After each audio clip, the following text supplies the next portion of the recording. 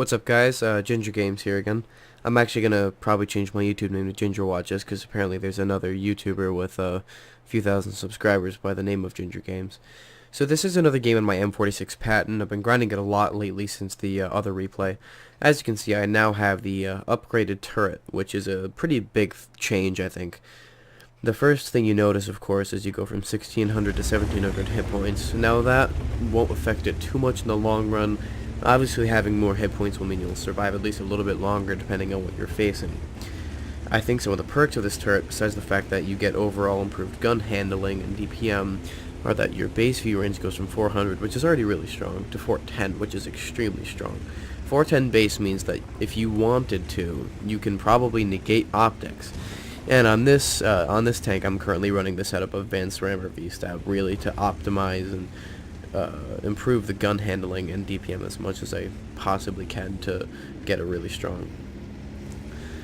So I'm going with the Type 59 up here to take care of the hilly area on this part of the map, and I start off by hitting a nice on the move shot on the T49. I'm going to go into the perspective of when I was actually playing the game now. I know that with a tank like this and having this kind of gun depression that it's definitely better for me to go on this part of the map, especially being a medium, not having that much armor. Put another shot flush into the side of the T49 turret. He tries to turn to me, but he decides to not shoot me, which is always nice because I have seen Pattons get penned from the front hole by something like that before. I didn't want to risk that. So I see he shot. Even if he hadn't, I would have probably pulled forward, maybe been a little bit more aggressive. Hit another shot on him, roll slightly high to kill, which is always a little bit of a convenience. So I'm going to pull forward, really try and put the gun to use again.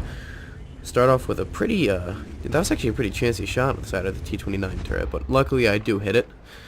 And that was actually a potential non-pen, but once again I do go through there as well. And I believe I shoot out the M46 engine here because it seems like he's not able to move after and his tracks are still intact. And I notice that when I play the M46 that happens a lot because the engine health of the tank is pretty weak. So then I just put another shot into his turret, take him out. Now I know that based on the indicator being orange on the side of the T29 turret, I don't want to take any chances of bouncing him, so I just climb over. He's not even looking at me. And luckily here, I knew based on the way the muzzle brake was shaped that the Type 61 had the gun that was from the STA one, that 90mm, and I knew that I could probably just tank the hit for 200 rather than getting hit for 400. I see that the SU is really low. I don't really know if I want to go for that, especially because I feel like he could be killed by the time I get there, and as you can see, he got killed. So I just decided to put a shot into the Comet. Hopefully I was going to kill him, being on 361 HP, but I actually roll really low. No big deal. He still gets taken care of, and I still get the damage. So, you know, I actually was wondering if I was going to win the side of the flank at the beginning of the game just because there were a pretty significant amount of enemy tanks going there. But as you can see, we're up 7-0. It's like we just completely demolished. Oh, well, 7-1 now. So I'm looking to see if I can just put shots into things as I'm crossing the side of the map. This was a really bad shot here, and I knew that I would have hit the house, but I tried to take it anyways just to see if RNG would somehow give me it. Then I see I have a pretty easy drive wheel shot. Go to aim in, but it actually hits the part of the drive wheel where the tank hole isn't, if you can see closely enough. So I just decided to go for a super structure shot this time rather than risking it. Average roll, no big deal. So the SU gets killed finally, and I'm looking to see what I can hit from here. And it looks like everything's on the other side of the ridge, so I'm just kind of moving around, seeing what's going on. There's a Malbreaker in the enemy base, and I see he's starting to move around. He's on full health somehow. I feel like he should have taken damage at this point, but it's not that big of a deal. I see the T25-2, but he got killed, and this poor Malbreaker, I felt really bad. I mean, as soon as he exposed any part of his side or side turret to us, it was just game over. The side hull of that tank, and even the turret, is actually pretty weak.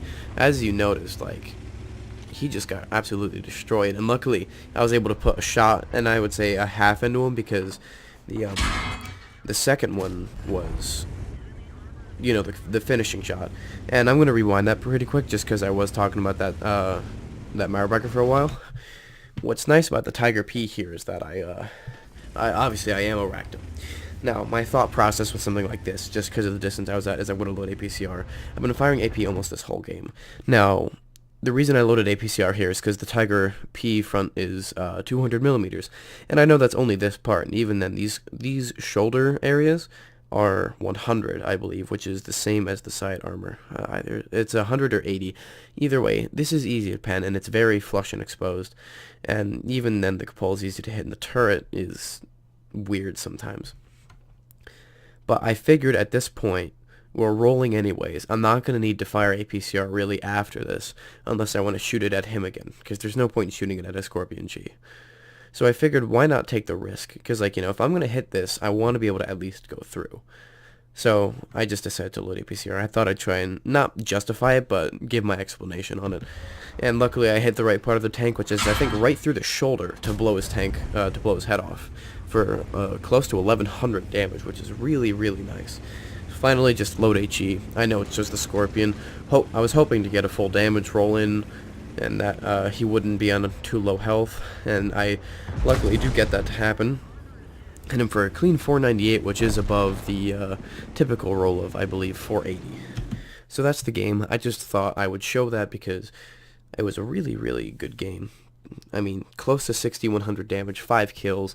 Obviously, it was top tier, and we absolutely destroyed them, but, I mean, I did more damage than I believe anyone else. Like, I think I did twice as much as the guy who did the second most, which was that Type 59, who helped me when we were clearing this ridge area.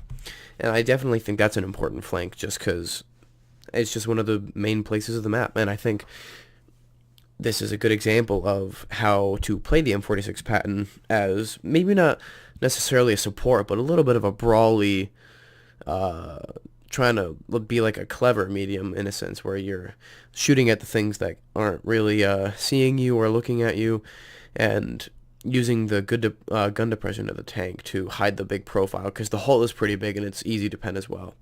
So I figured I'd just put this up. I thought it was a good replay. If you guys liked it, or if you liked the commentary, or both, like, comment if you want, subscribe. But I gotta head out, so I'll see you guys later.